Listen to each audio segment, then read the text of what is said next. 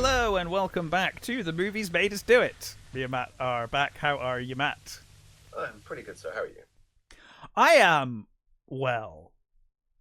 It's been because the last time we did new movies, they were fucking excellent, and this time around we've done pretty well as well, or at least I have. So on a bit of a roll at the moment. I feel like there's going to be a week soon where it's just trash. Everything is shit.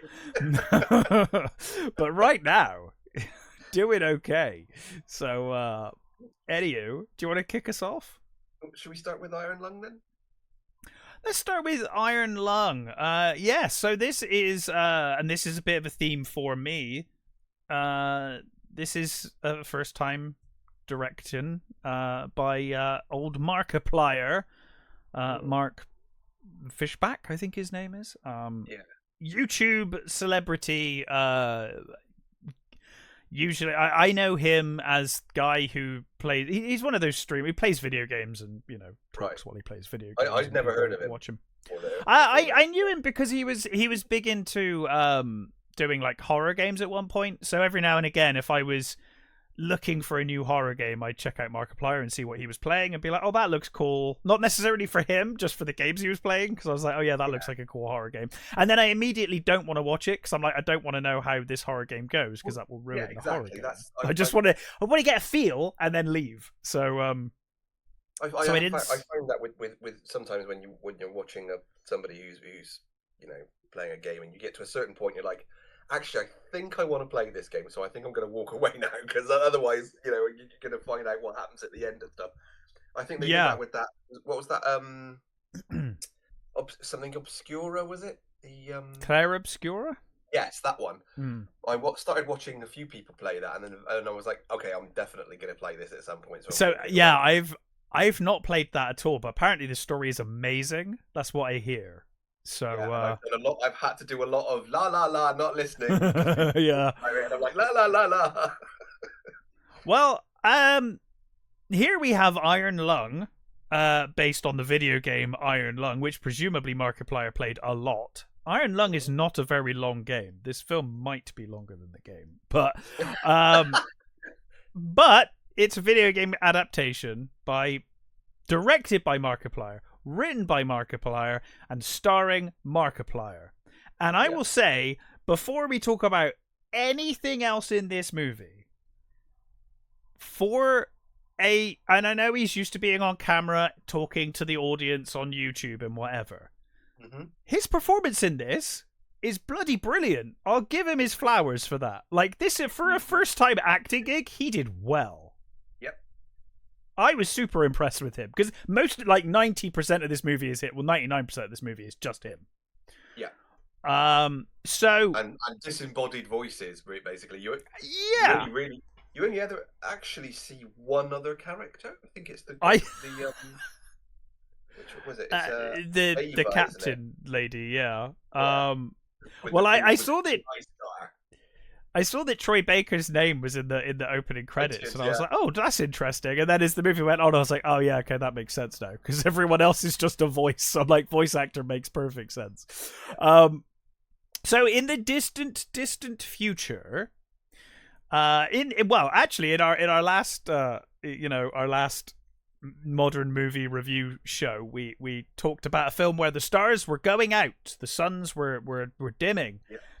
This distant future, they're gone. So there's an event called the Quiet Rapture, and all of the stars and planets start to vanish. And so only people on space stations, or certain space stations, have remained existing. So we're introduced to Markiplier's character, who's called Simon. He is a convict. And he is basically in prison for destroying a station, one of the few stations that are left. So it's an even bigger deal than it would have been in normal life. And so he's been sent down to a moon, a blood moon. It's like an ocean of blood. This moon. Yeah. And he is sent down in this submersible submarine called the Iron Lung, or nicknamed the Iron Lung. And he can basically only this thing is capable through I guess X-rays. It's capable of taking still images of what's beneath the water, or the blood, as it were. So he's sent down. He's told he's the first person to do this. He pretty much immediately calls them out on their bullshit. It's like, that's a lie. Yeah, it's like anybody can. No one believes that bit. No, yeah, no one believes that. Everyone knows that there have been other people. But anyway, he's sent down, and that's your movie. Really, it's a what weird things are beneath the water of this blood moon. And for the rest of the movie, you're pretty much just watching Simon in his small submersible. I would say this movie doesn't make the best first impression, purely from and I do mean the very opening, like the first 30 seconds, because it's very CG heavy, and it looks like really cheap, bad CG that you see in independent movies. This movie's got a lot more practical stuff in it, especially towards the end, which I really appreciated. It actually looked way better as the film went on, I thought. Mm-hmm. Yeah, I agree with that. So, what were your general thoughts of this movie? Well, yeah, I thought his performance was really good. He did a very good job. I really liked the music. The music did a very good job of ramping up the tension when I agree. Leading. Well, that is Andrew Holshoup, who is fucking amazing. Yes. So he's done many, many amazing video game soundtracks in his time. So yeah, that does not surprise me. Yeah, you can definitely hear that. It's a really good. The music was very good. He's extremely talented. The direction was pretty good as well, actually. I think for the budget, I think they did very well with the direction. Yeah. I mean, considering it's basically just in one room. But they got enough angles, I think, to keep it interesting for the most part. And considering it's such a confined space, that's quite an accomplishment. It's a very sort of, Twilight Zone-y sort of episode. Oh, yes. It's very sort of, one of those sort of stories that we've kind of seen before. It's not sort of super original. I think it's quite well, I thought, for the majority. I think so too. And I was actually torn while watching this film, and I'm curious which side of the fence you will land on, because I genuinely couldn't decide. There were bits in this film where I was like, this should just be a short, and it's too long. But then another part of me was actually quite enjoying the slow burn, so I was kind of torn in places. I do feel like it's too long, but maybe a little longer than a short, but definitely not 2.5 hours. Is basically where I'm. Yeah, well, it was 2 hours 5 minutes, and was it 2.5? Was it okay? Yeah, I think you could probably cut out 20 minutes.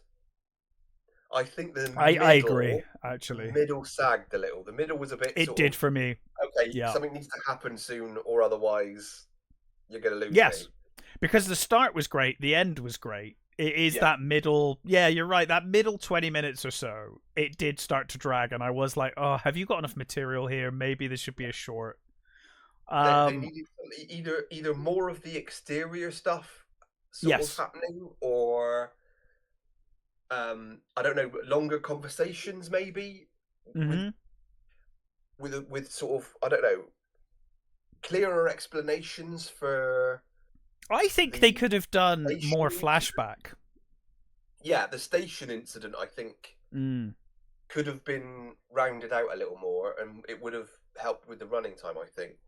Yeah. Yeah, I think. Yeah, you cut out 20 minutes, and I think it would be great. I agree. It could have easily been a short, yes. Yeah, but there was enough there for a feature. I think though that is the thing. Mm-hmm. It was just too long, slightly too long. I mean, all this sort of practical stuff. The actual set itself was really good.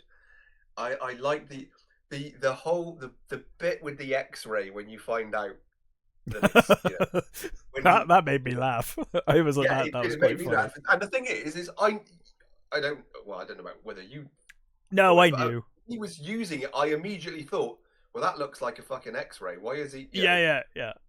And then when they prove it, you're like, yes, I But then you also think, well, wouldn't it have been prudent to fucking tell him that? Yeah, I mean, he's a convict. we don't really know too much about him to know that he would necessarily know what a fucking X-ray is or why, how this technology works. So, yeah. And he does rightly say, he's like, why don't you fucking tell me? Like, if you told me, it wouldn't have happened. Yeah. And I think they do just well enough with his character to sort of, the slow sort of eking out of his story as he's going along, and how much he knows and how much he doesn't know and what's going on. That mostly that was done well. I agree. I think but we could have done with a bit more of the station, and that, because they kind of just tell you very basically what happened and why, and sort of the religious aspects of it were really interesting. Yeah, but we just didn't get enough time with them. No, but I did really enjoy it. It's really, me too. I think it's definitely worth your time for a first time direction. A first time directing, I thought this was really good. It definitely has a low budget indie feel to it, obviously. Yeah. Which is not a problem. No, not at all. Not at all. What it is, and I don't mind that. No. I wasn't expecting a fucking full blown Hollywood production here. No, certainly not. I was expecting, and they do very well with what they've got. Yeah, I agree. So yeah, overall, I would definitely recommend it. I do think it's over long, but I think it's very well made for the most part for a first time. Yeah. Written, directed, and starring. That is usually a death sentence on a movie. It's usually like a, I mean, on paper, on paper, you're like written, directed, and starring YouTuber. You're like, oh, vanity project. And maybe this was, but it's bloody good for the most part. So hats off to them. I think the soundtrack is probably what puts it above a lot of those. I agree. A lot of similar efforts. I think the soundtrack did a wonderful job of ramping up the tension, and I mean, Andrew Horshaw is one of those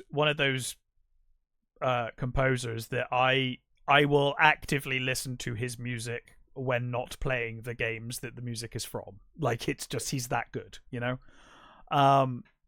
But yeah, it was stunning here. I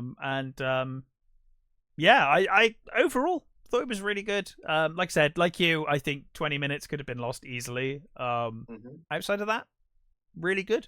Really enjoyed it. Definitely recommend it for sure. Yeah. And it definitely gets, towards the end, it really does get very good. Yeah, once it properly kicks off, there's some lovely bits. Once things start really happening, it's like, oh yeah, no, this maybe this could have happened a little earlier. We could have brought this in a little earlier, and it would have benefited from that thing. Absolutely. But yeah, and I like the ending. It's oh, me too. You could easily continue the story. Should you need to, or not? Or not? Me? Yeah. Quite like it as a one-off, I think. But I wouldn't. I wouldn't. I leave it as it is. I don't think you need to.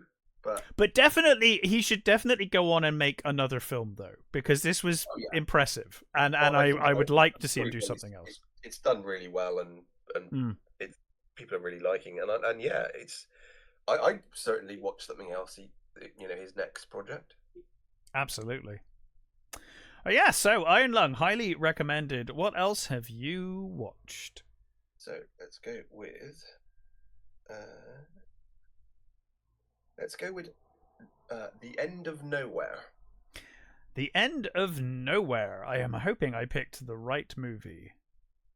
So this this was one of those accidentally came across on Amazon.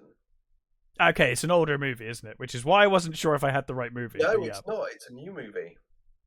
Oh, I've got like 2022 or something. There is nothing about this movie anywhere. There were no reviews. I couldn't find like. There's a page for it on IMDb. There is Rotten Tomatoes has got a page, but it's got nothing on it. Is it about a grieving woman wandering a mysterious West Texas? I got the right description! Hooray! Yeah. All right. The picture may be from a different movie. I don't know, but certainly we have the right description, so that's something. And I was like, okay, that looks interesting. So this is probably going to be a hard sell. Okay.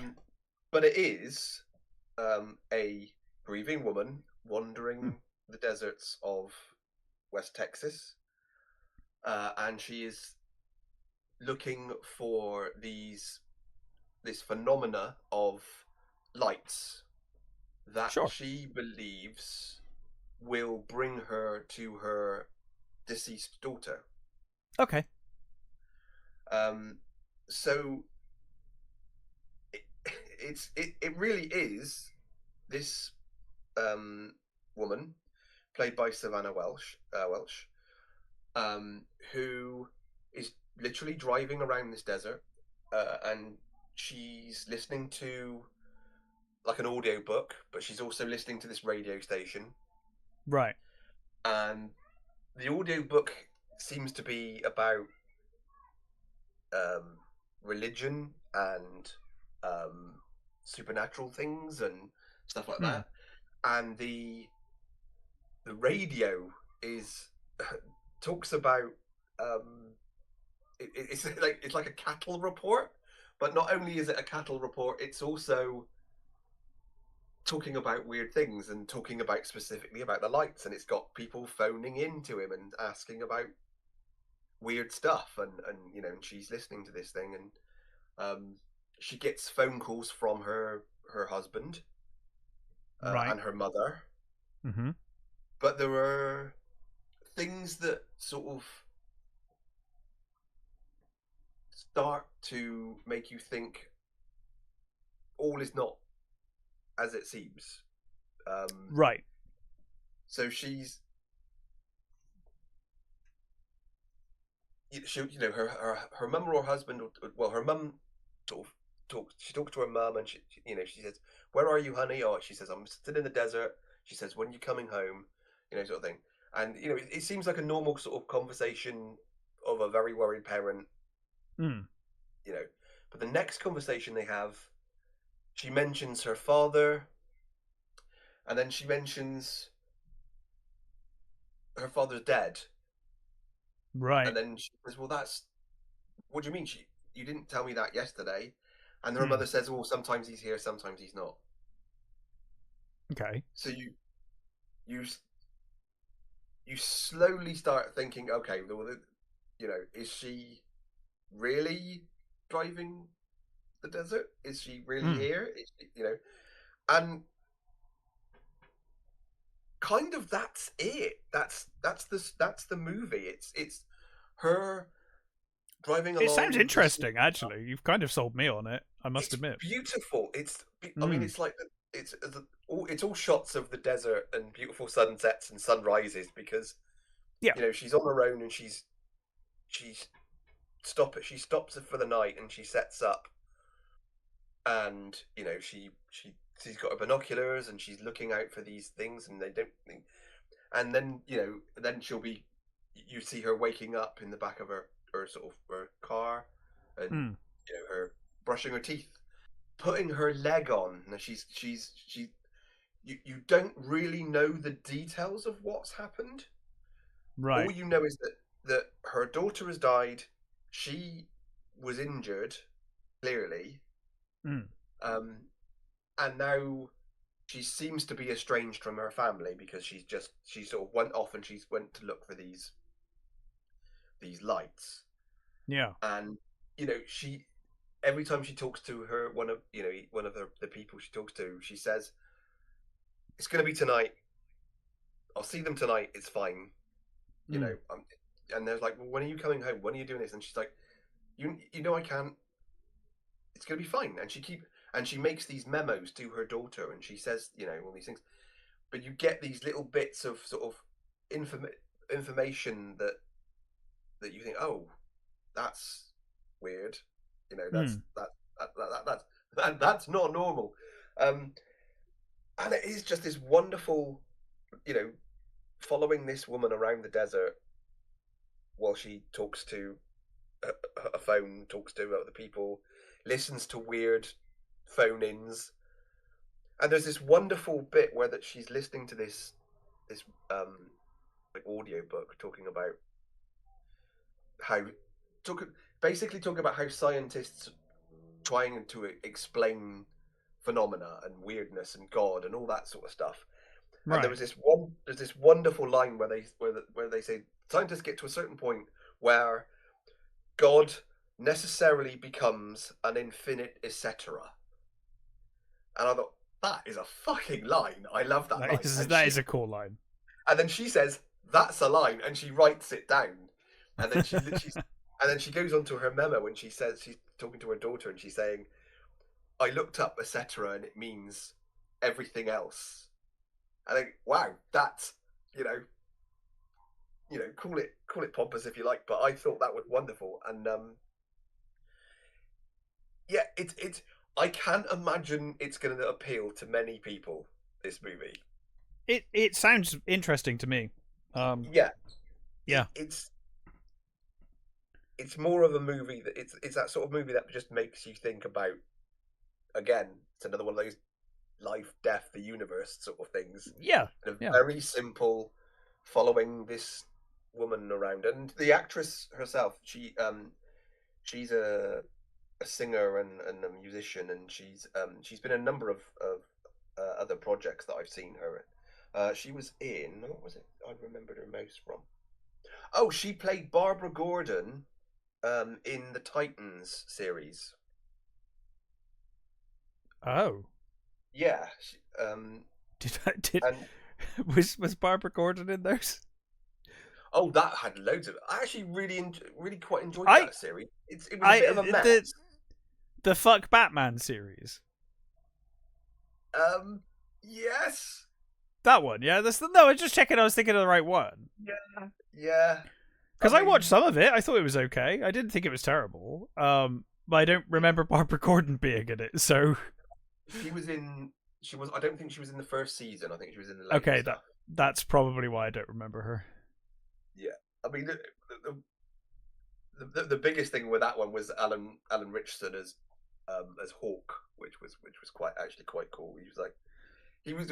Oh yes, they had Hawk and Dove, didn't they? And yeah, and I remember they kill Batman in the end because he's evil. There's like a flash. There's like he gets like a vision of an evil Batman who's killed the Joker and gone mental, and they SWAT team him. They SWAT him to death. Yeah. Yeah, it was. You know, don't get me wrong. It wasn't. I was entertained. No, it was trash, but I was entertained. Yeah, exactly. Yeah, that's a good way of putting it. It was trash, but I did like it. Yeah, exactly. It's fine to like trash every now and again, you know. Yeah, it's fine. There's nothing wrong with that. So she actually she was in an accident, and she did lose her leg. And she's really good. And the director is Peter Matty, who's worked on there was a show called The Outsiders. Did you ever see that? I don't think so. It was about a bunch of mountain people. Okay, definitely not. It was sort of like it had a sort of Sons of Anarchy sort of vibe to it. Sure. It had David Morse and Ryan Hurst in it. I mean, Ryan Hurst was in Sons of Anarchy. Yeah. But it was a really interesting show that I think I got a feeling it only had one season, maybe two. But it was an interesting series anyway. He wrote that, and he's worked on a number of sort of little bits and pieces. The one that did make me laugh, and I was like, oh, that's actually really cool. He wrote 3 episodes of Clarissa Explains All. Oh wow! Yeah. I often forget that show ever existed. You know. Yeah. I always remember Sabrina, but I always forget that Clarissa used to exist before that. It's like my brain's just kind of merged them into one thing, and I just call it all Sabrina. So it's a beautiful movie. It's a very strange movie. And it's a movie that I can recommend for anybody who just kind of wants to go with a lovely, weird story. Yeah. That, you know, and I don't want to say any too much. I think you can sort of get what I'm, you know, saying from the things, and it becomes evident quite quickly that all is not well, let's say. But it's a really sweet and moving and sad movie. You know, watching this poor woman dealing with her grief, or not dealing with her grief, and looking for explanations and looking for, you know, answers, and you get these little hints about things that you think, oh, what happened? What went on? You know, and they do a really good job of that, and I loved it. I think it was wonderful, and I haven't seen any other review of it. I've seen no other. You know, no one seems to be sort of watching it or anything like that. I'd love for this to get more eyes, because it's a beautiful, strange movie.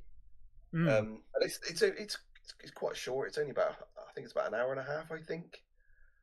So it's, you know, it doesn't outstay its welcome, and it's really lovely and really weird, and I loved the hell out of it, and I highly recommend it to anybody who, you know, your average moviegoer who just wants to sit and watch, you know, an entertaining movie, probably isn't going to watch this.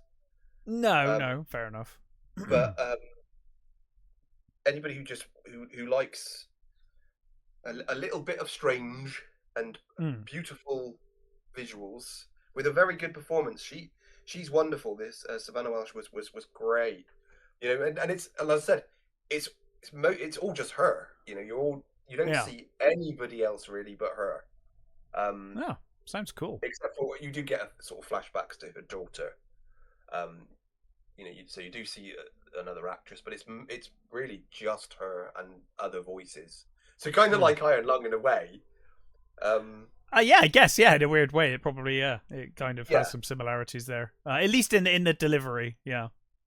For me, I enjoyed this more than I enjoyed Iron Lung, but that's not to say I didn't enjoy Iron Lung. But this one for me felt, you know, it didn't have any. Well, it's shorter for a start, yeah. Exactly. It didn't have any. It didn't drag, and it was a lot more sort of concise with its running time, and I loved it, and I highly recommend it. Great. Well, The End of Nowhere, another recommend. Let's talk about some TV. Before we go back to movies, a brief break from movies to talk about TV. Spider-Noir, based on the Marvel comics, I assume. I don't know. There is a comic of Spider-Noir, is there? There is, yes. Right, cool. I wasn't sure. I wasn't sure if this was created in that Spider-Verse thing, or whether it actually existed before that. So, thank you. I think it did. I don't actually know, to be honest. But, I've not read it. I don't think it matters, but it was more out of curiosity than anything. I was like, oh, was this actually a comic, or did they invent this? So this is not the Disney bag of shit Marvel. This is the Sony bag of shit Marvel. It's the different flavor of Marvel. With a big difference that this is actually really good. This is great. Yeah. So, and not all, obviously early Disney Marvel I really enjoyed. It's just the recent stuff has gone totally off. And I must admit I'm very bored of superhero stuff in general. Fatigued. So I wasn't particularly keen to see this outside of, you know, the cast looked great. And obviously I love Nick Cage. Well, I think that's it for me. That's a case of it's Nick Cage, so I was going to give it a go anyway. Yeah, absolutely. And so we're already onto a winner there. Plus plus you've got Brendan Gleeson, and who to me steals the show. Honestly, yeah, I thought Brendan Gleeson. I mean, I was expecting Nick Cage to be Nick Cage, and he is, and he's great. But Brendan Gleeson in this was superb. And again, you expect that from Brendan Gleeson, but his performance is great. Total piece of shit. But he's great. Yeah, he's awful, and I love him. Yeah. So, set in the 30s, we have a war hero turned private investigator, played by Nick Cage, who was once known as the Spider. He was a Spider-Man, and he gave it up after the death of his girlfriend, wife, I forget, love interest, fiance. There we go. Thanks, Wikipedia. So he's given that up, and now he's a private eye, and he basically gets through an investigation. He comes across other superpowered humans, and they all seem to be related back to something that happened during the war. So it goes from there, and it's your usual on the surface, your usual kind of story. Ex-superhero, is he going to take up the mantle? Of course he is. Of course he's going to come back. He's not going to not be Spider-Man for the series. But what you've got here, and one instant comparison that I found, and I know you disagreed because I did not like Werewolf by Night. That rubbed me up the wrong fucking way. I think that's probably the last Disney thing that I actually enjoyed. That really annoyed me. Mainly because it felt like they were trying to. It's hard to explain the difference, but with that, and maybe I need to rewatch it. Maybe I was in a bad mood. I don't know. But with Werewolf by Night, it felt like they were trying to ape the 1930s Universal horror movie, and they were trying to do that in this short movie, and to me it came across more like a parody and more of just a cheesy kind of, oh, wouldn't it be cool if we just did it like a Universal movie kind of thing. Whereas here, I genuinely felt like this is just shot like a noir movie. Like it just is, and then there happens to be superheroes in it. Like it didn't feel like, oh, let's make it look like a noir movie. It's like, no, this is a noir movie first, and then they added superheroes to it. That's how it feels. Yeah. All of the noir tropes are here, but all of the visual cues are here as well. Some of the shots in this are fucking stunning for a TV show. This is great. And I did not have a good introduction to this show at all, because I tried. Well, first of all, my TV, which is an Amazon fucking TV, did not give me the option to change the picture. And for some reason, they defaulted it to color. So I was like, well, I'm just not going to bother then. Sod it. I ended up watching... yeah, I know, right? And it's an Amazon TV. It made no sense at all. So I ended up watching a dodgy copy that my friend had instead, even though I could have watched it on Amazon. I just didn't want to watch it in color. And then I ended up watching it on a different device at the end, and then I watched some of it on my PC. Well, I basically watched it everywhere where I could watch it in black and white, because I was like, I don't want to see this in color. I want to see it in black and white. And why wouldn't the default be black and white? That's what it should be, and then you could choose to do the color version if you must. But it was worth it. It was worth it. I've only seen clips in color. I did want to see what it was like. I think they did the they did the true color thing, didn't they? So it was, which is cool. But I thought, why? It feels like it's clearly made to be black and white. Oh, clearly. I don't even know how some of those shots would play in color, to be honest, because they really are designed to be black and white. I mean, from a lot of the clips I saw, the color makes it look too unnatural. Yeah, I would imagine. Shows up the effects and things more, which is one of the beauties of black and white. Is it hides a lot? Oh, it hides. Yeah, it hides a hell of a lot. But the whole character is just bathed in darkness. That's kind of the point, you know? I just can't imagine. Yeah, it's just not going to be right in color for me anyway. But I thought this was overall really, really good. All of the characters are fantastic. I mean, it goes without saying, I love Nick Cage's performance as Ben Reilly. Thought he was fantastic. Yeah. What I did like about this particular performance is they give you a reason why he's over the top and weird. Yes. Because his character had to relearn how to be human. Yeah. Yeah. And I love, there's that wonderful scene, which you clearly feels, well, maybe not clearly, but feels to me like Nicolas Cage went, here's an excuse for me to sit in a cinema and watch a oh, for fuck's sake, James Cagney movie. You've just got him watching a James Cagney movie and emulating James Cagney, and you're like, oh, that's why he's like, he seems to be doing these impressions of Cagney and Bogart and stuff, because he is, you know, that's actually what his character is doing, because he doesn't really have a self anymore in that way. Yeah, that was beautiful. I saw a quote from Nick Cage who said it was like 70% Bogart, 30% Bugs Bunny. And he basically approached it as if it was a spider trying to play a human, which is like, that's such a Nick Cage thing to say. And it kind of works, and I can kind of see it in the movie or the show. For a lot of the time, I think he's reined in quite well. Yes, and then but that only makes it better when he does go off. Yeah, you know, the bar scene towards the end of the scene. Oh my god, that was great. They just let him go. Yeah. It felt very much like the director going, "Now, Nick, you've been a very good boy.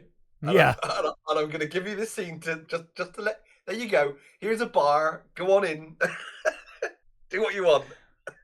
I did, and this is probably just me, but I did at times feel like I was having a really good time with this noir movie, and then superheroes kept turning up and kind of like getting in the way of my lovely noir movie. But it was fine. Like, I actually found myself really enjoying the superhero plot, especially with the ties back to World War One, and I liked the way it all tied together and came together. I thought that was great. But I did feel like I was really enjoying just this private eye noir series on its own without the superhero stuff. And I think one of my favorite Spider-Man origins, when what actually happens to him, is like, fuck, wow, that was fucking cool. Yeah, it's cool. It's very cool.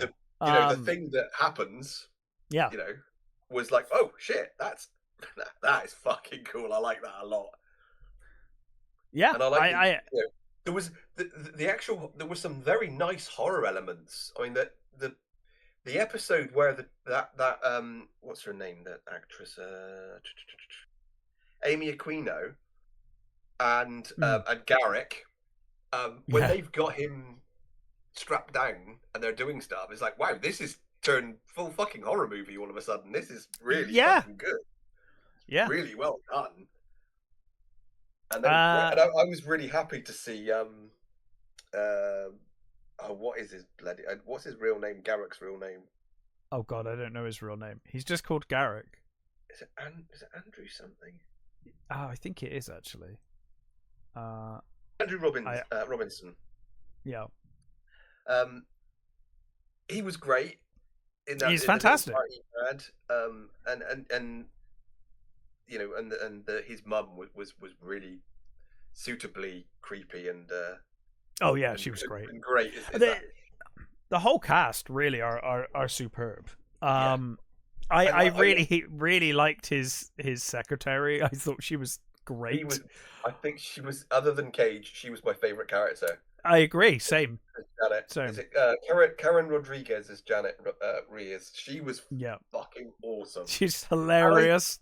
and that's the good thing is that I think we did the Maltese Falcon, didn't we? Oh yes, we definitely did. And she has that the secretary. I forget her name in the Maltese Falcon. She has very similar relationship to what she has to Bogart's character in that. It felt intentional for sure. Yeah, it did.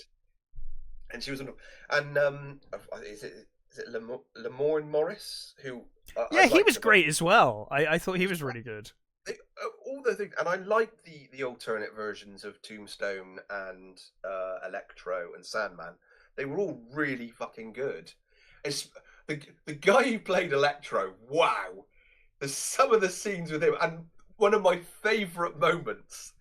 His like Broadway moment was great when he was that was fantastic. And I loved one of my favorite bits was when they're they get him out of prison, and he does that thing, and then Brendan Gleeson Silverman goes, "Well, that was fucking weird."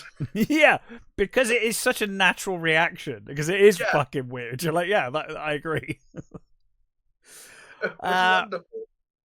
So I overall I had very little to complain about here. I thought it was really, really well done. I enjoyed it far more than I expected to.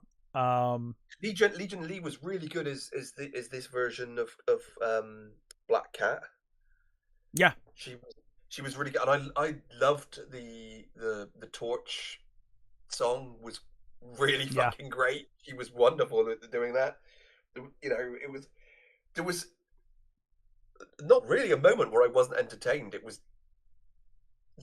like you said, it's a perfect noir series that's got superheroes in it. I think that's what works for me, is that it is made as a noir first and a superhero thing second or third, if you're like watching this to see Spider-Man every 5 seconds, you are not getting that. There's very little of him being the Spider in this show. It's mostly him being Ben Reilly, the Private Eye.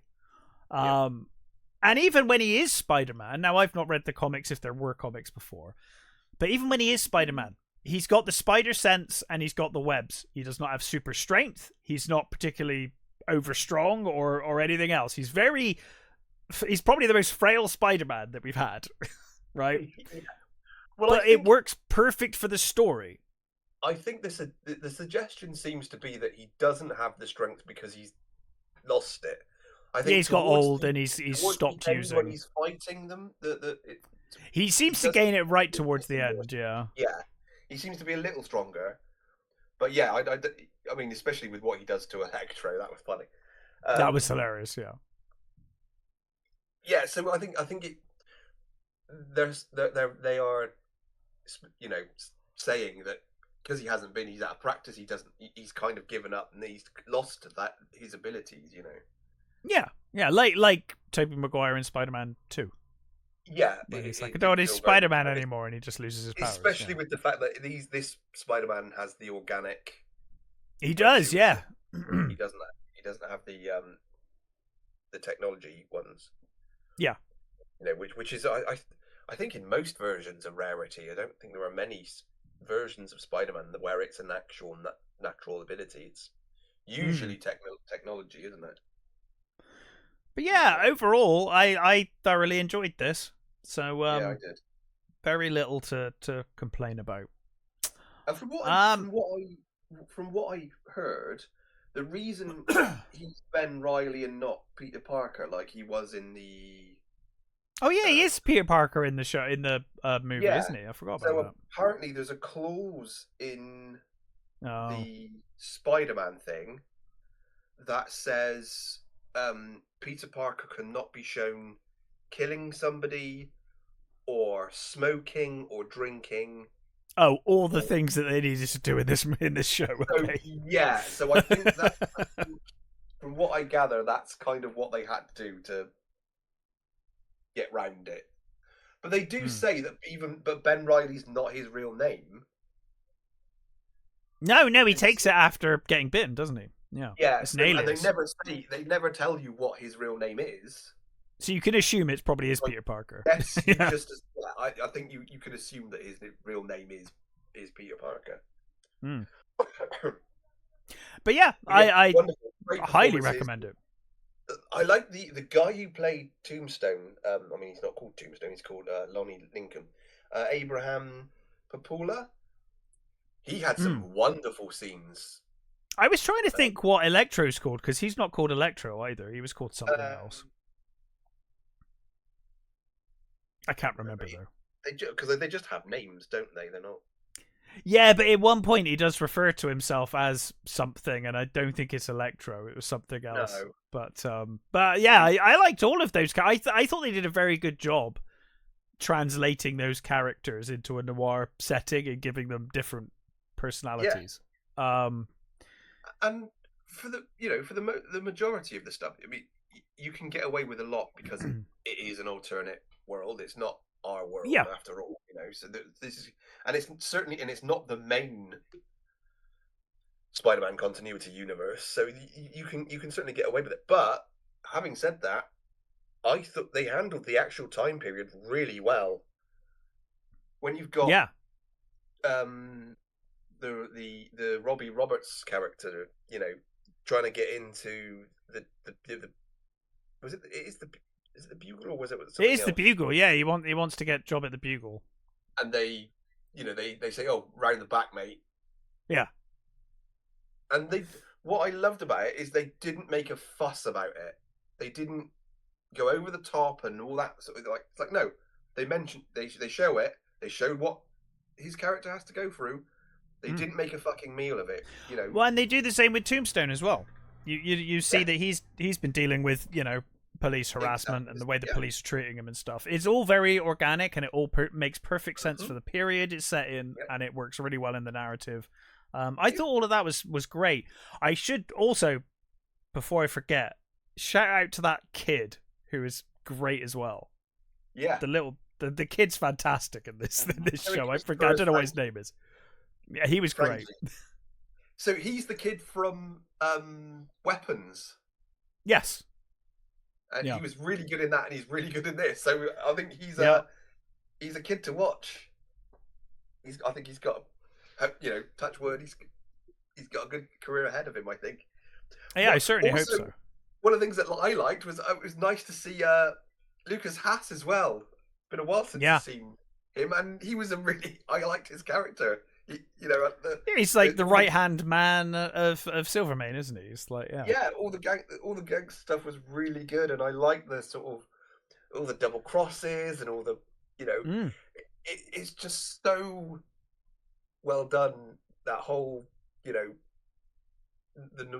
noir story was it just felt like it could quite happily have slotted right in next to Maltese Falcon or Double Indemnity or something like that. It's I really loved it. And honestly, if you took all of the Spider-Man stuff out of it, you would be left with a really good noir series. It still would be a really cool noir series. You got detectives and gangsters, and it would be bloody good. Yeah, but as it is, it's I mean, it's one of the best Spider-Man things I've seen. It's superb. And to be fair, Spider-Man's done pretty well overall. I think. It's done better than most. That's for sure. Spider-Man's one of the other than the amazing Spider-Man movies, which aren't great, but they're not awful. They've got Spider-Man moments. And a great Gwen in them. Yes, they have yet to. They have yet to do a Batman and Robin. Yes. Like, they've done nothing really, really terrible yet. So, with Spider-Man specifically. No. But, three borders on it occasionally. Yes. Yeah. Then I'm sure if I went back and watched 3, with all the shit that we've been having coming out recently. Well, that's the thing, isn't it? You kind of look back on those times. Like, I sometimes think that about X3 because I remember I've only seen that once, and the first time I watched it, I was like, "Oh god, this is awful." And now I think back on it, and I'm like, "Was it that bad?" It probably wasn't that bad. There's some really great stuff in X3. Yeah, there's some nice bits, but then there's some really shit bits. So it's oh god, Yep. No. But this was just real fun, really good. I mean, I suppose you could say your mileage may vary if you don't like Nick Cage. Or you don't like noirs. Yeah, if you don't like noir, you don't like Nick Cage, then I would steer well clear of this, because I absolutely that's what agree. it is. Yeah, it's all Nick Cage and it's all noir, so don't bother. Yeah. But as a you know as a Spider thing, it's great. I really loved it, and you don't need another season. No, but I'd be really happy to see another season. I would happily watch another, but I think it wraps up perfectly fine. It doesn't sequel bait at all. It's fine. If they make another, I will definitely watch it, but I'm just as happy if they stick with this. This was great. So, highly, highly recommended. So, did you want to do your other movie? Yeah, so I've also seen Cold Storage. Yes, a film that I'm very curious about, actually, because I like the look of this. Yeah.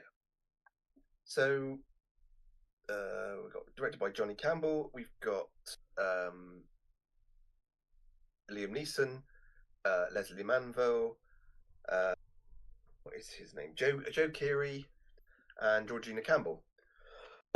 With weirdly, you can tell this was filmed in Britain because almost all of the supporting cast are British actors and actresses. Yep. You've got Vanessa Redgrave, you've got Claire Holman, you've got Daniel Rigby, Daryl Da Silva, Andrew Brooke, and it's like, oh, that's that guy from that thing, and that guy, and like all sort of English, you know. Oh, and Richard Brake as well, who is Richard Brake's Welsh, I think, isn't he? I mean, he's in so many fucking horror movies. He's great. Oh yeah. So basically, we get this. The intro sort of sets up I think, was it in the 90s? Skylab, was it 90s? Was it before that? I can't remember. Anyway, sometime in the past, Skylab fell to Earth, and most of it fell into the ocean, but some of it didn't. Particularly this tank fell into Australia, and this tank contained a fungus for an experiment, and basically it's now got out of hand. So in this Australian outback town, where basically this guy he found the tank and he put it on display in their little town as a sort of, you know, a museum of the thing. But obviously when he was cleaning this tank, the combination of the stuff he was using and the fungus had a reaction, and some, you know, madness ensues, sort of thing. So there's a phone call. This escaping guy makes this phone call to the government, sort of, you know, this thing, and Liam Neeson and Leslie Manville, which was actually quite funny, was Leslie Manville as well. They're this sort of government agency that obviously turns up and deals with these things. So you get this doctor turns up, and she's an expert on these sorts of things. They go in, and she explains what's going on, and the fungus quickly takes everything, and it's basically, you know, that fungus. Have you ever seen that fungus that attaches itself to ants? Yes, the stuff that kind of It forces it basically it takes controls over the them basically. Yeah, and forces the ant to climb up the highest point so that it can explode and spread its spores. Which is the grossest, scariest, ugly thing it's awful. Yeah. It's terrifying.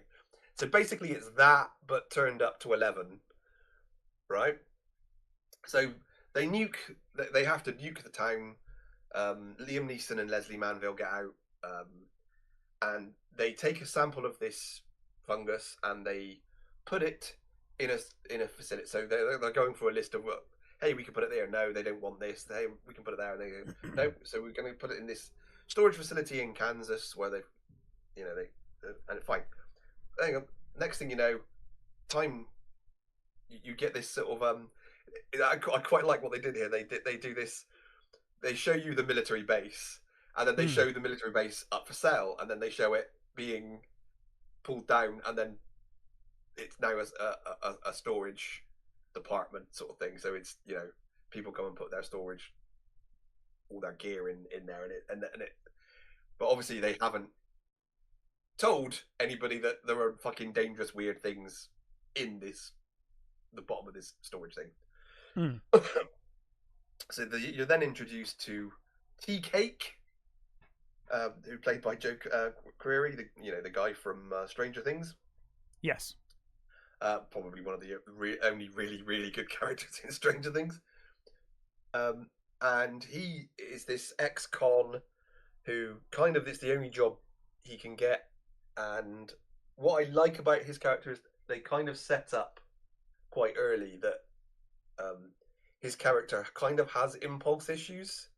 He talks too much, and he sort of agrees to things that he probably shouldn't agree with, which is how he got in trouble in the first place. And his boss there is this fucking greasy biker dude who wants him to do dodgy things. He's got a lockup full of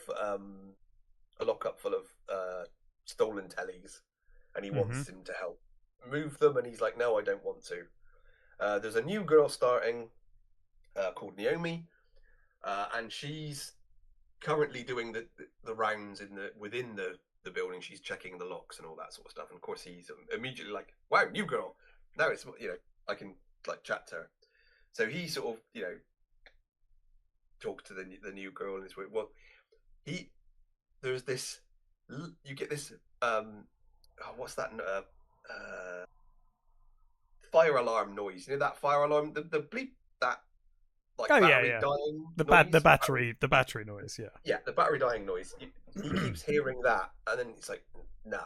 And after a while he pulls her up, and she comes up, you know, and he says, can you hear it? And for a while he just keeps offloading all this stuff on her because he can't shut up, and she's quite funny, but she's sort of charmed by him. And they eventually find this, where this noise is coming from. It's coming from a wall. It's a seal. It's a, you know, a wall, and she persuades him to break the wall so that they can go and find it. And of course they break the wall. They find this hidden, you know, batch of storage area that isn't on their you know, on their maps, and basically they go down and they discover that this thing has escaped, and horrible things are now leaving. And you know, they found Liam Neeson, who's like, Liam Neeson's like retired, and he's like, I don't do this sort of thing anymore, blah blah blah blah sort of thing. But he's like, where's the memo? And of course you sort of realize that the government have ignored his memos about how dangerous this thing is, and they just forgot about it. So Richard Brake's character, who's a general, is obviously hates him and basically tells him to fuck off and, you know, do one. But the girl who takes the soldier who takes the call sort of calls him back, and she wants to do, she realizes that how dangerous this is, so she takes his call, she helps, you know, set him up, all that sort of stuff. So then, you know, he goes, he's got to get a load of equipment, goes in. So there you go. That's your movie. You've got that's the setup for this movie. It's really fun. I like the two leads. They have a really good chemistry. I like that, you know, she's this sort of single, not single. She does have a partner, but he's a bit of a flake. He turns up at one point. So she's got a daughter, and there's some nice little conversational bits between them, and he's like, you know, he just keeps talking and stuff, and he asks her about her daughter, and she says, that's funny, no one ever actually asks about her. They you know, they don't, as soon as they find out, they either ignore her or don't want to know, sort of thing. So she gets this thing, and he said, you know, he blurts out this thing about her eyes, and she says, you think I have nice eyes? And he's like, well, yeah. It's like, okay. So I think there's a really nice, believable, you know, hookup sort of thing You know, why they're there. You've got Vanessa Redgrave's character. Turns up she's this old lady who's got the storage there, and she's got all these things in her storage where I think it's her husband's obviously clearly died, and she's going there to have a sleep herself, and she gets embroiled in it, and you get that, and you get these bikers turn up with the boss to move these TVs, and they get infected, and you get all that sort of stuff. Mostly the effects are pretty good. Sometimes they look a little ropey around the edges, but fine. I quite like what they did. There's a few bits where you think, okay, this is going to happen, and then it didn't. There's a bit where the biker, I'm not really spoiling much. It's obvious they're going to get fucking infected. As soon as they turn up, you're like, well, you're going to get infected. So this biker group get infected. One of them's called Garbage, which is obviously a homage to Trash. Yes. Which pleased me. They sort of, you get this bit where they sort of they've been overtaken. You know, the fungus has started. Sort of, you get you're told sort of that they're finding different ways of doing things. Oh, this is they're not just putting their subject to climb high this time. And they sort of they split up, and you think, oh, that's going to be interesting when that happens. So this character wanders off, an infected character wanders off, and you think, oh, I wonder what she's going to do.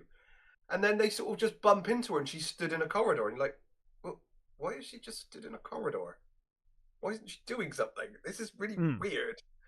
So there's a couple of bits where you think, oh, this could have been something interesting, but they don't do anything with it. Liam Neeson's character's got a bad back. You can see what.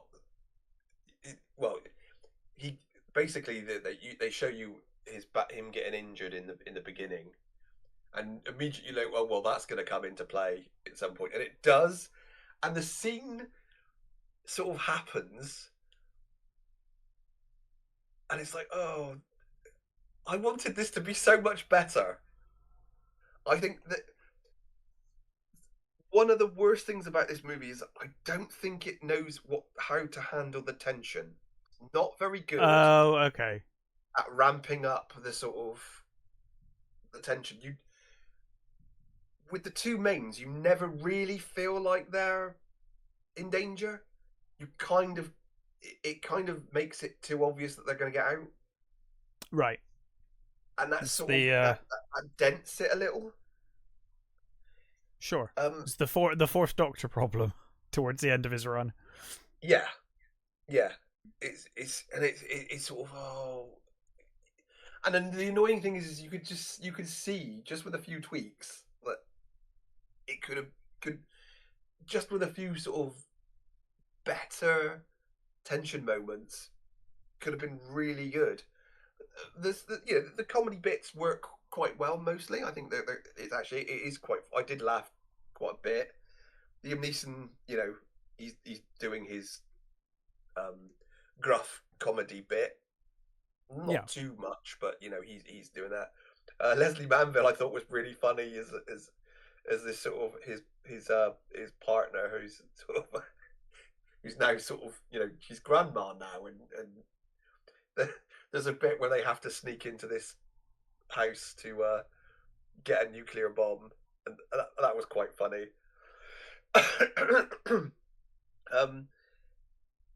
I would recommend it. It's just good enough. It's fun.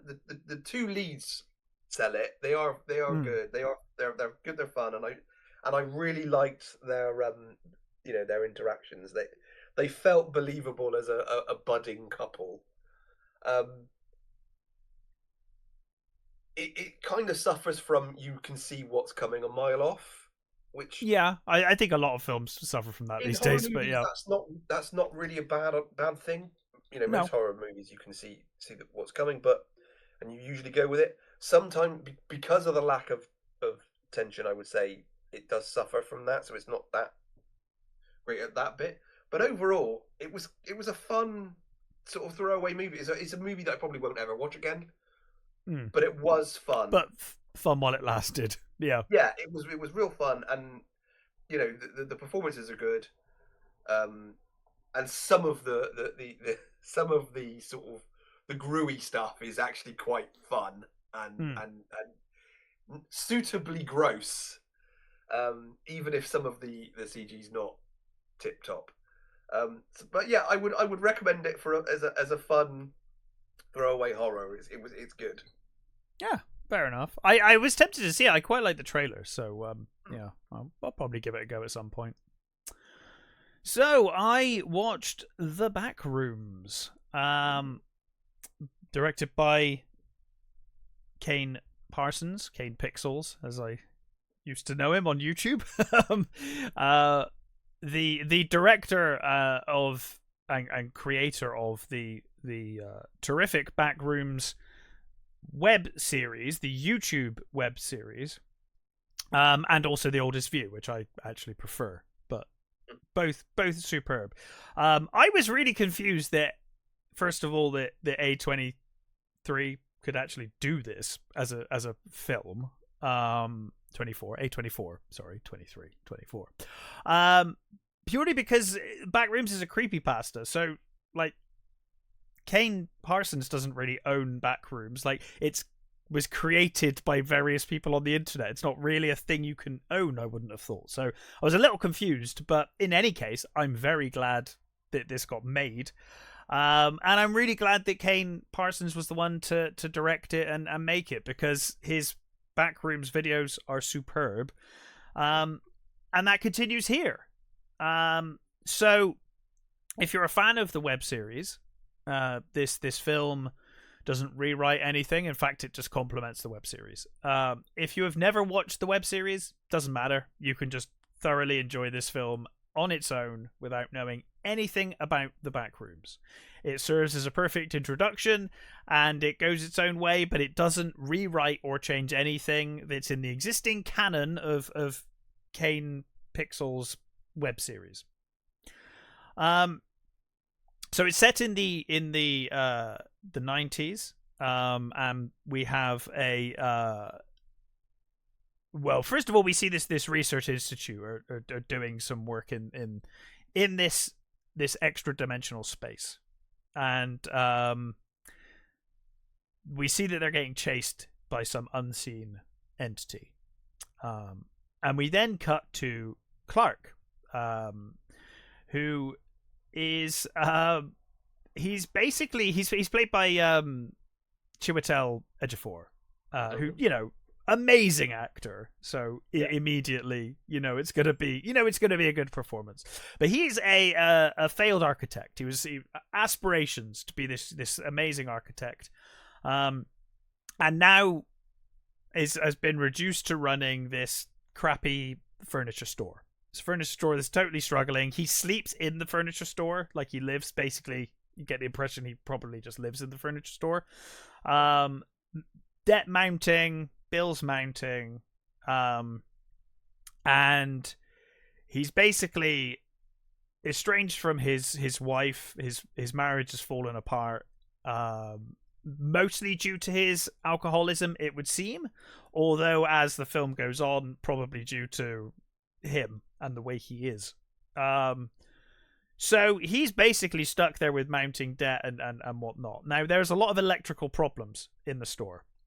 Lights flickering on and off, turning on and off.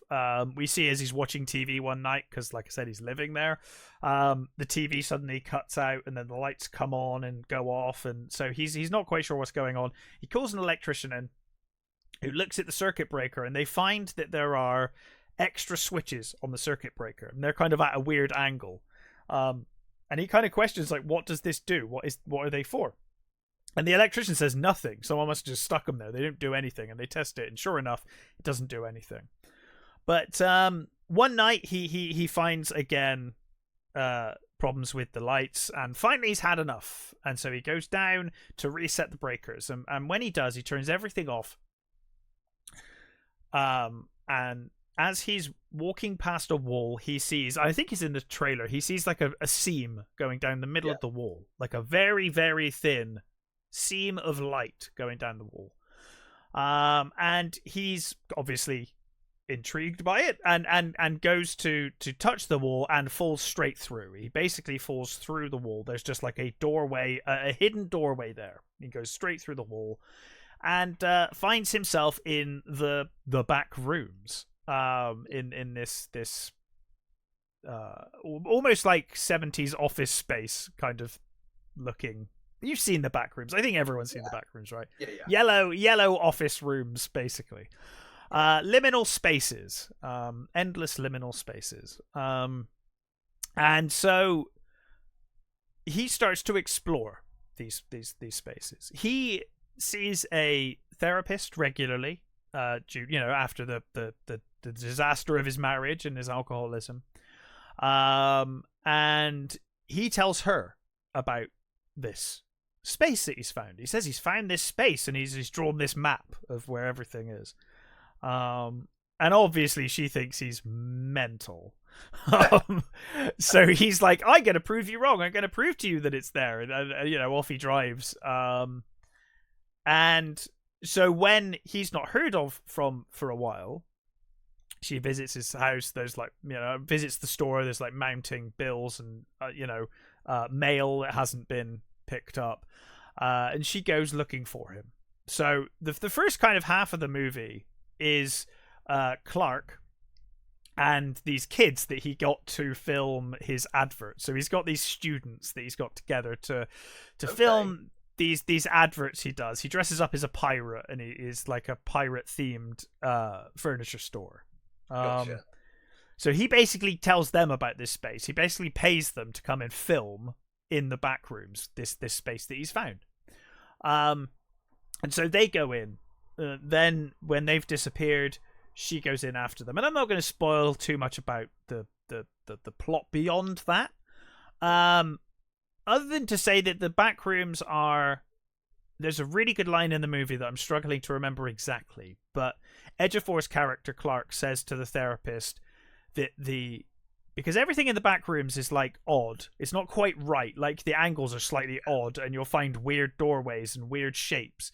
And he describes it really well as it's something along the lines of it's like you told someone who had never seen a dog before to draw a dog. You gave them the description of a dog, but if they've never seen a dog before and they drew it based on a description of a dog but having never seen a dog, that's basically how the Backrooms looks. Like it's not quite like it's almost right, but it's not quite right.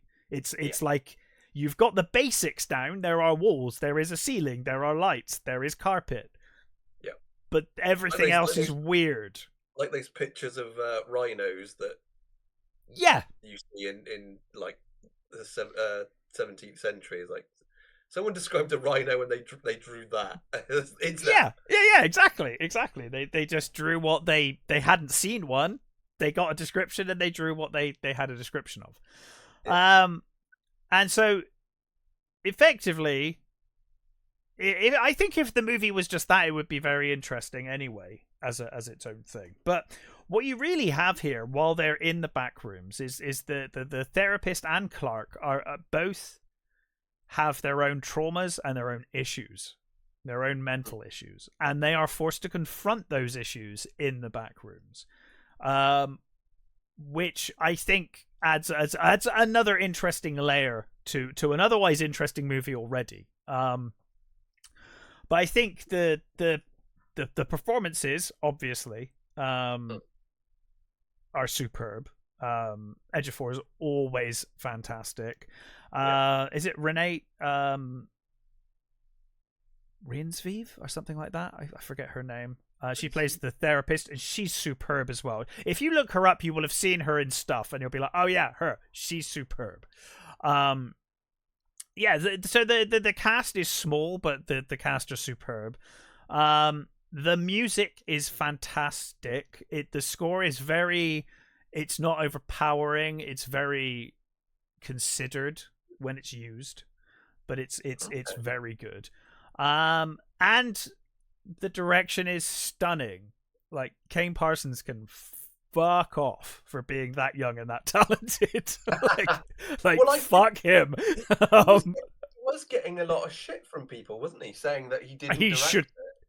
And I think that can only be from people that haven't seen The Oldest View or his Backrooms series, because he was clearly very capable before he came on board with this film. This is his first feature film, but he has made features before, and very, very well thought of features and series on the web. Like I said, I would recommend looking up his Backrooms YouTube show series, and I would definitely recommend The Oldest View as well, which I think is, in my opinion, even better. But as a debut Hollywood movie, this is your debut movie released in cinemas. This was superb. I absolutely loved this movie from beginning to end. It's obviously carried by the performances, but I think it's a really intriguing plot. It's a really intriguing premise. I have always thought, from the first time I heard, and I don't know if it was the Backrooms I heard about first, but this kind of liminal spaces thing, and dimension slipping. Mm-hmm. I've always had like this thing ever since I first heard about that. That's always really creeped me out, that you could just be living your life and just accidentally clip through the floor and end up in a different dimension, and then you're just stuck there forever. That terrifies me. The thought that could be a thing, I just think as a horror concept is just horrible. It's just like this horrible thought of like, oh my god, you could just end up trapped in this other world. Like time slips do the same for me as well, where I'm like, oh my god, that would be horrible. It does play on that thing that I'm sure you've had when you've been in a building somewhere and something just feels off. Yes, and that is exactly what... The corridor feels like it shouldn't... There's something not right about either the dimensions of it, or... Yes. Or it's just weirdly oppressive without there being anything particularly wrong with it. It just feels oppressive and weird. And that's what these liminal spaces do. They are empty rooms for the most part. Many moons ago, a long time ago, a friend of mine... got a job working in the mall in town, right? But it was for the actual mall itself, and it was setting up an event. Right. And he needed a few people to come and help him just move shit around. And I went, and one of my mates went, so we went there, and you get into there are lifts back in that place, and there are corridors, and there are fucking storage places underneath the main place that are just fucking weird, and that is exactly how it feels in the mall. It was like, just feels wrong. Fucking it's and so that I know exactly how that sort of thing feels. You just sort of feel that. You get this sort of feeling that, oh, the door could shut, no fucker would find me for... And I'm just trapped here then. Yeah. Days or weeks, or, you know what I mean? It felt very much like that. Yeah. And, it's one of those things... Not the mall, the galleries, sorry. The galleries. Not okay. I was going to say, I imagine the mall probably does have stuff going under it as well. This is quite a big space in itself. But yeah, the galleries, I imagine, would be very similar. Yeah. And it's one of those things, isn't it, where you're like, well, I don't know that I would, if I found this space, I'd be like, I don't want to get trapped in here, so I'd be terrified to go back through it. But you really do believe that Clark is, his life is such a shambles, and like, I was going to say, it feels like he hasn't got anything to lose, so... Well, he doesn't have anything to lose, but also it's like, you could, like, with his sessions with his therapist, They talk through his breakup and the night he came home drunk and how everything went down, and you can tell that he believes he was right, and like, or he's deluding himself into thinking he was right. But like, this space makes him. You can tell it makes him feel special. He's like, I found this special place. This is my space. Like, I found this.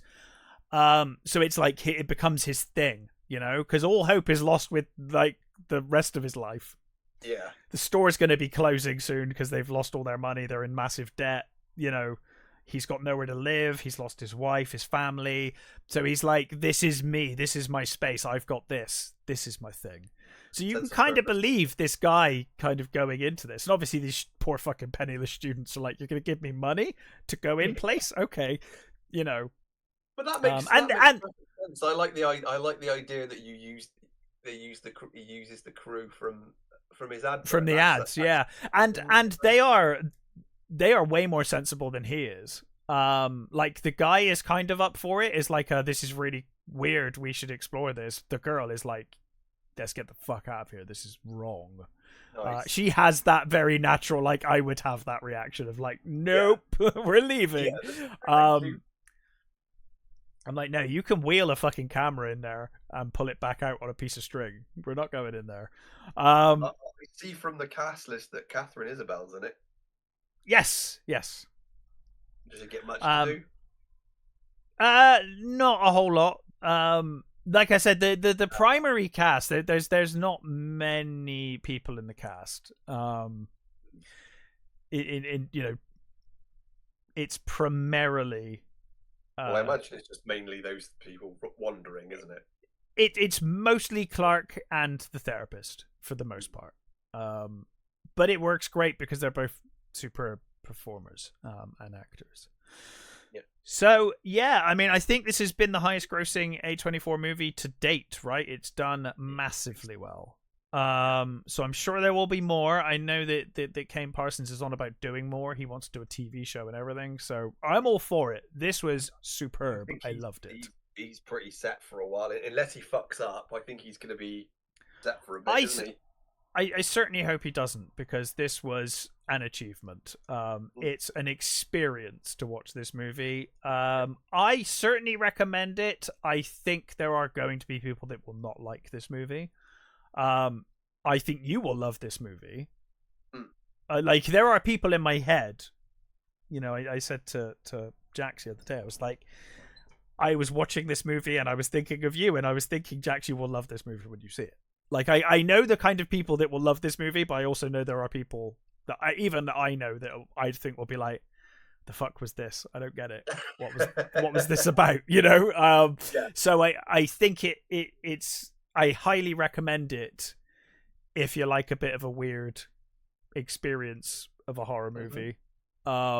It's great. Don't go in looking for straight answers, because you ain't gonna get them. But you will get a hell of an experience. No, totally not. But yeah, I highly, highly recommend this one. So anyway, is there any news? So the biggest one, which is one that pleases me greatly, is the BBC announced that Doctor Who has been cancelled.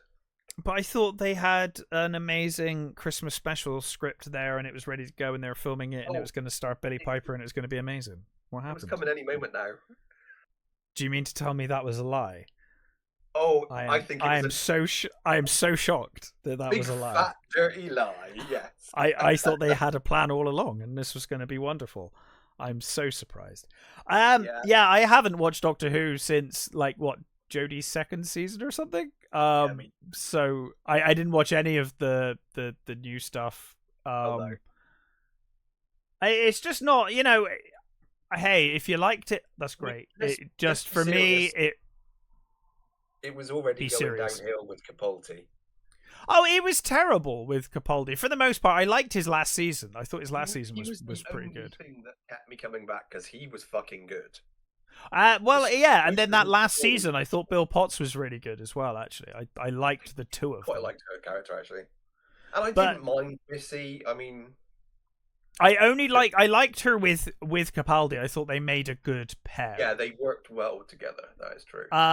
But you're right. I mean, there were bits. I remember that awful episode with Davros, and when he opens his eyes.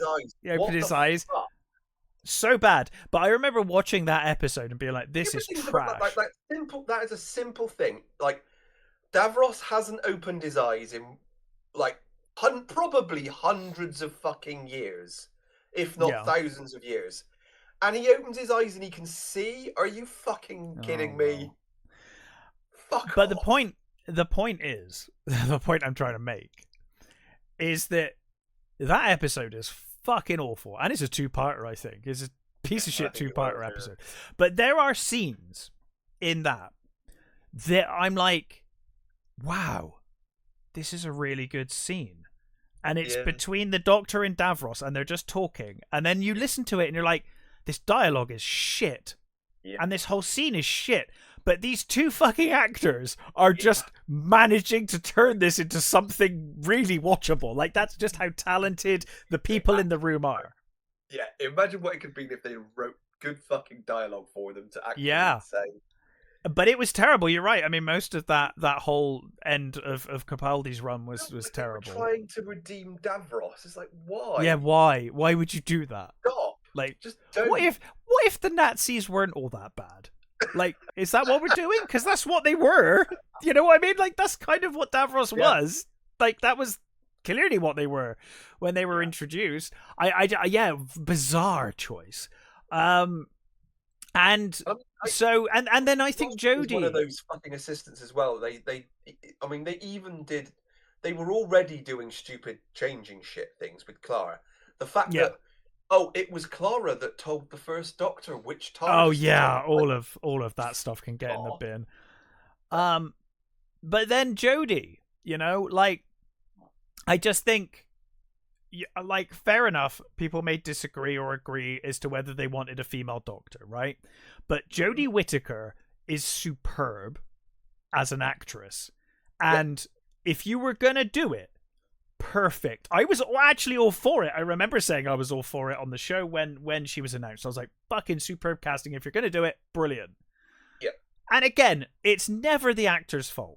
It just is, like, as far as I have seen, because Capaldi was great. I didn't watch Ncuti Gatwa, so I can't really speak on that. But Jodie Whittaker, superb.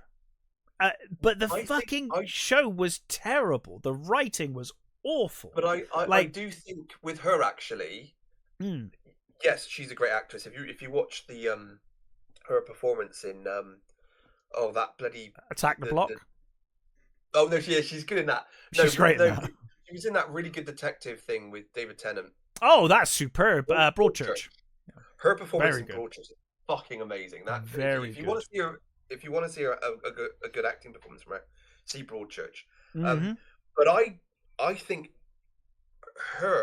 she never found the Doctor. I don't think she ever. I think they were told what to do and they just did it. That's my gut feeling, because she's talented enough to have found. Yeah. That's my opinion. I could be wrong. No. I mean, yes, certainly with the writing, she never. There were whole bits where I did see the stuff where she's talking to Graham, and Graham tells her he's got cancer, and she was she brushes it off. It's like, what the fuck? I think it was. I got part way through. I don't remember how far I got into season 2. But I stopped during that, and as a lifelong Doctor Who fan since I was a child, I was like, I do not want to watch this anymore. It's annoying me way more than it's ever making me happy at this point. I'm done. I had to give up. I think you might have watched a few more episodes than I did. I gave up on the Spiders one. That was in season 1, wasn't it? I think then I probably gave up. I think so. So I kept. I think that was season 1. I definitely got into part of season 2, and then I was like, "No, do you know what? I'm done. Like, forget this." There was stuff with that episode. We're like, "Oh, I don't like guns. I don't believe in guns, but I'm gonna shut these spiders in this room and let them all suffocate to death." Yeah, that's way more humane. What the fuck, Doctor? Yeah. So I hadn't watched it for a long time, and and I was like, "Yeah, fair enough." If the thing is, I do think with a lot of these things, it's just like, well, okay, you know, if they've decided to go in a new direction and they want a new audience, then that's fine. It's not for me. I've got all the old Doctor Who stuff. I can love and enjoy that, and now it's for this new audience, I guess, because it's not for me. No. But then you can't complain if no one's watching it. It's like, well, that's the audience you cultivated, and that's the audience you were after. And if there aren't enough of them, then I'm sorry, but that was a bad decision on your part. And that's that. You encouraged your old audience from watching it. So, you know, so it's you've got this of oh, we don't want you, we don't really want you, but when you don't turn up, well, you're complain. a prick then, aren't you? It's like, and that's the thing. That's where I disagree, right? So I'm fine with it actually. When they're like, "Oh, we don't want you. This is not for you." I'm like, "Okay, fine. I won't watch it then. That's cool." Like, there's like 1,000,001 other things I can watch, so that's fine. Yeah. But where I disagree is when they then later complain that I didn't watch it, because it's like, you literally told me that it's not for me. So I said, "Okay, fine," and walked away. Why aren't you watching it? You should watch everything. It's like, no, I shouldn't. Time is way too precious. Time is way too precious. Life is way too precious to waste on shit TV. I'm sorry. If it's crap, I'm not watching it. And I hope you find the audience for it. If it's for someone else, that's great. You know, if you loved Ncuti Gatwa's Doctor, didn't watch it. But if it was great, great. Yeah. I'm happy. But clearly the audience wasn't there, and they lost the old audience, and now here we are. So. They're going to put it out to competitive tender. I'd be very curious to see what number that lands on at this stage. When you consider can you imagine if they put this out to competitive tender after the first run of David Tennant? How much money they would have got for that show? Yeah. But yeah, not surprised that it's gone. I kind of thought their ego would mean that they would keep doing it, but I guess maybe the BBC are like, no, we can't afford this. Yeah, they haven't got the money to. But actually, it's also worse than that. They don't have a doctor. No, well, they clearly never had a plan, did they? Ncuti was not coming back. No, it seems like they fell out, didn't they? None of the older doctors, like Smith, doesn't want to come back. Capaldi doesn't want to come back. Billie Piper said, "I only did it for that scene as a bit of fun." Yeah, fair enough. So she had no intention of coming back as the Doctor. It's an easy payday, isn't it? You know, and I guess they didn't. I don't know the situation with Tennant. I don't know what that is. I'm glad that they're not bringing fucking Tennant back again, because they ruined his Doctor. So the thing is, and no one wants it. It's a poison chalice. Well, that's the trouble now, isn't it? You know, I think they said, "Oh, well, we weren't actively looking for people." You fucking liars! I bet you they approached shitloads of actors, and they all said, "No, thank you." Yeah, it's not worth it. Now. I mean, they just need to. They need to accept the loss, and they need to have this show disappear for at least a decade before they even try it again. Well, they said now, leave it alone. They basically said they're not going to do anything until 2028. Okay, that's not very long. How they come up with that, I don't know, but that's not long enough. That's not long enough. No. That's not long enough to even produce something. It's June 2026, and you're going to make an entire TV show where you haven't even got an actor, let alone script yet. Oh, unless it's going to be a one-off. Maybe they could do a one-off. Yeah. Maybe. I don't know. I mean, I don't know, but they're also talking about putting out tender. So in that case, you haven't got anything, have you? You're getting rid of it. So I mean, the main thought at the moment seems to be complete and utter reboot. Fine. At this point, you might as well. Everything. You might as well. It's got to the point of like it has got to the fucking Highlander stage where you're like, the only way to fix this is to fucking start again. Like, it's a mess. Or the Terminator stage. You're like, yeah, you've done it. It's done. Start again. It's fucked. And the thing is that we all know what the best answer would be just chop off all the Jodie and Ncuti stuff, get rid of the Timeless Child, have it be a dream or a master plot or whatever. Have it be that, but they're not going to do that, because then that would be them basically admitting they did something wrong, and they're not going to do that. They are not going to fucking do that. No. And well, I mean, wouldn't it be great for Capaldi to turn up and go and regen into someone else? That would be. I mean, that will not happen, as you said. No. but well, for foremost because I don't think Capaldi will come back to do it. Anyway, but I mean, whatever. My DVDs still work, so yep, yeah, I'm happy. I've got all the episodes I want. We still got the old stuff, so, and there's a lot of old stuff, which is great. You know, there is. There's still old stuff that I haven't seen, so I can quite happily, could track that down. But yeah, I mean, hopefully it'll come back and it'll be good. Who knows? I think it needs to go away for a long time, though. That's the thing, isn't it? I think the problem for me personally is I'm not sure I'm going to be around in 10 years' time, and I don't want to have to wait 10 years to see you. Hopefully, you will be. I mean, 10 years is a long time to wait, and the when they last did that amount of time, I was a lot younger man. Well, yeah. But it does need it. It certainly needs a nice break. It needs at least fucking 5 years, I would say. Really, realistically, it needs time to cool down and fuck. It absolutely does. But we can just see. Any other news? There was a slightly horrifying one. I don't know whether I can't remember whether we discussed this before or not. Zack Snyder was doing Escape from New York. Yes, my friend told me about that, and I said, "Who fucking cares?" Because they've ruined everything else. Fuck it, whatever. It's one of the last fucking things they could fucking remake and just shit all over. So why not? Like, I don't care anymore. Like, I got that on fucking Blu-ray over there. I've got the original on Blu-ray. It's fine. I don't care. I'm not gonna watch it, so it doesn't matter. The thing I think that bothers me the most about this is I still have a fondness for Zack Snyder. He's made some monumental fuck ups in recent years. Yes, but I still have a bit of love for him. The opening to his Day of the Dead is one of the best openings to a horror movie ever. The Death of Suburbia is wonderful. I love 300. I love what 300 is fun. Yeah.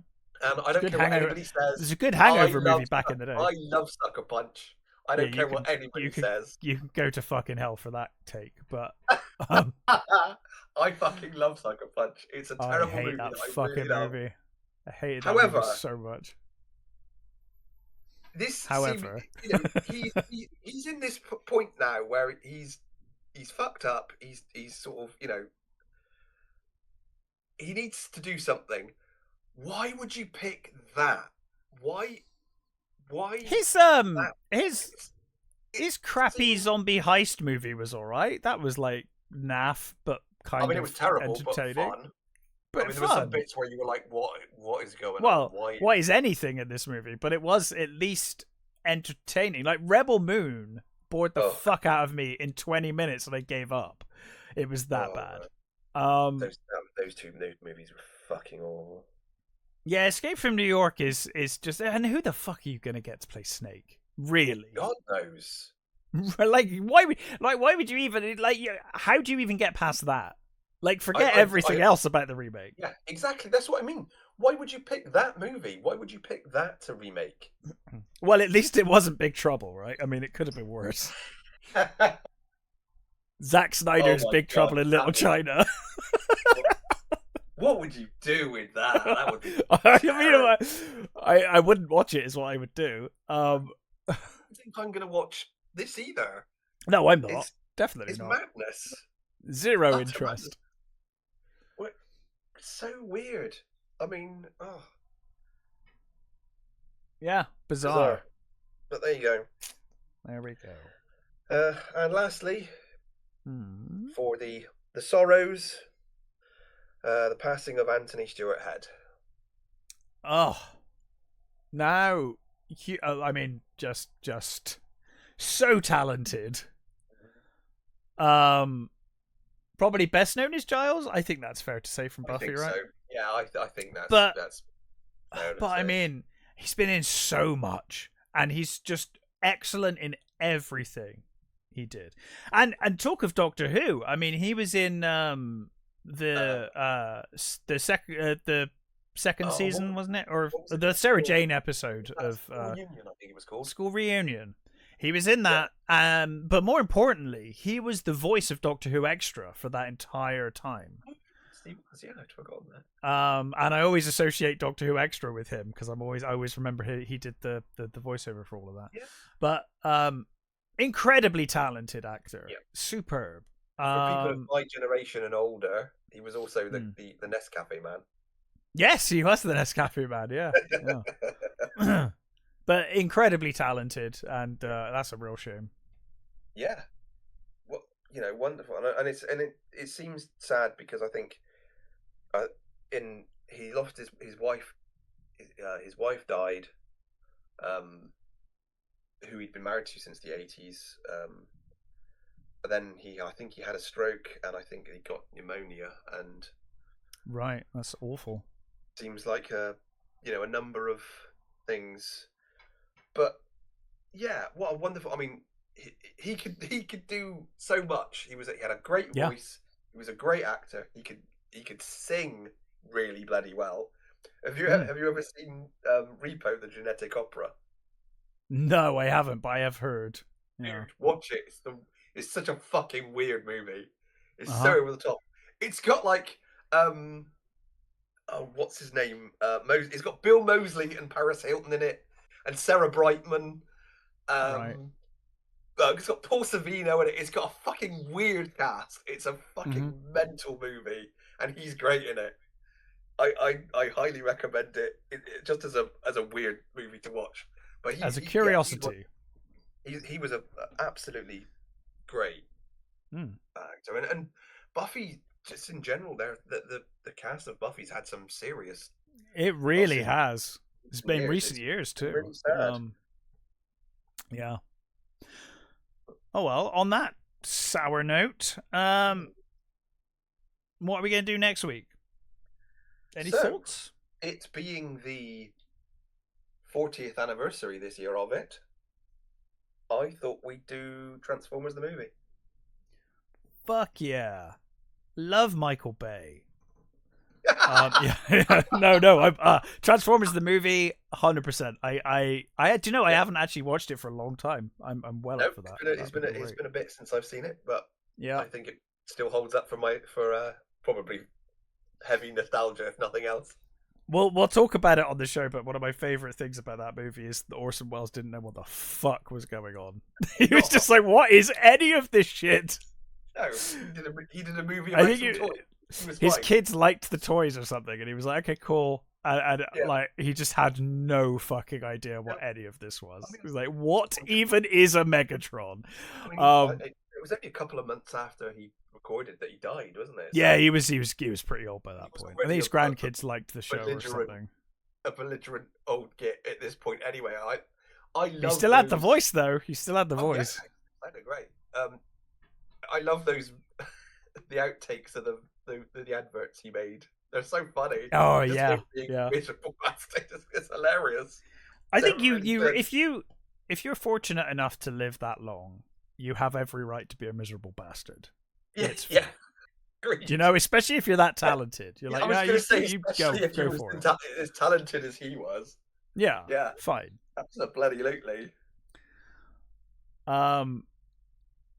Yeah, I mean it's funny, isn't it? Like there are sometimes I like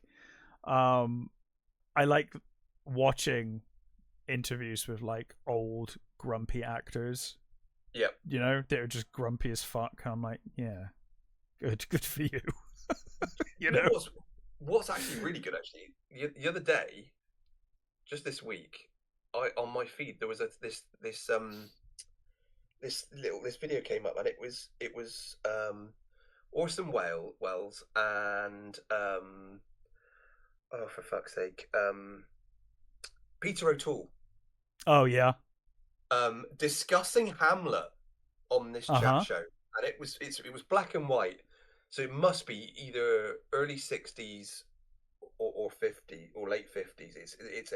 And Orson Welles is they're both relatively young. And it was just fascinating. It's like you don't see that with actors anymore. Just just sat in a studio discussing how to play Hamlet and what Hamlet means, and discussing ramifications of the play and all that. Absolutely fascinating. Just was like, wow. Those, I'd highly recommend anybody it's just a fascinating little thing of these two. I think it's actually three actors. I didn't recognize the other one, but I think he was a much older actor, who I think a stage actor, discussing how they played it and how they come up, how they interpret it. Fascinating, really, really good. I really, if you're interested in that sort of thing, look it up on YouTube. It's great. Yeah. Well, in any case, we will be back next week with Transformers the movie. Until then, stay safe, take care, and we will catch you next time.